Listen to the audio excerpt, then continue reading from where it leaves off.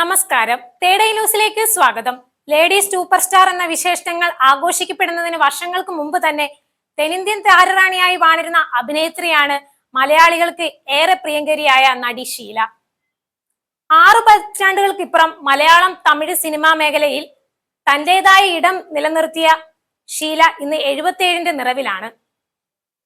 ഇത്തവണയും താരത്തിന്റെ പിറന്നാൾ ആഘോഷം കുടുംബത്തോടൊപ്പം ചെന്നൈയിലാണ്.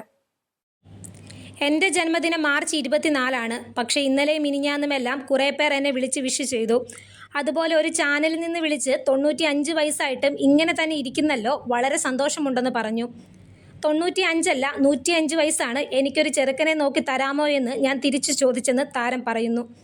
എന്തിനാണ് ഈ പ്രായം? ഞാനും ജയലളിതയും ഒരേ വർഷമാണ് ജനിച്ചതെന്ന് നടി ഷീല പറയുന്നു. 1948 ഞങ്ങൾ രണ്ടുപേരും ജനിച്ചത്.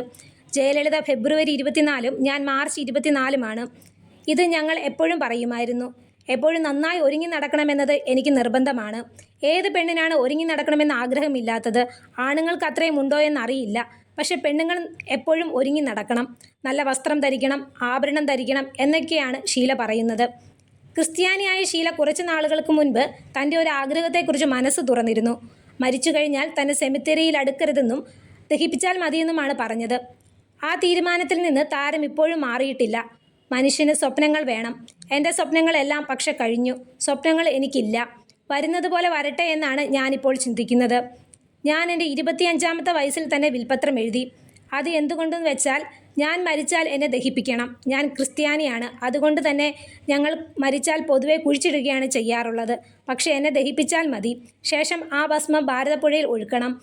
അങ്ങനെ ഒരു വിൽപത്രമാണ് ഞാൻ എഴുതി വച്ചിരിക്കുന്നത്.